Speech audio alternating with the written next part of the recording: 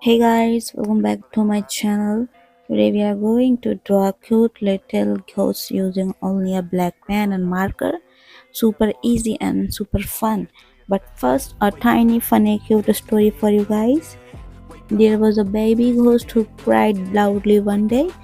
Why do I look so plain? I need style.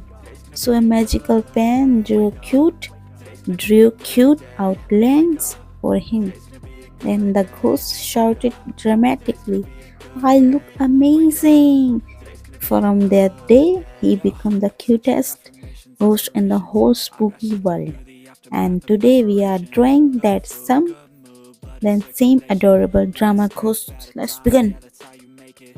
And guys, our cute ghost is done.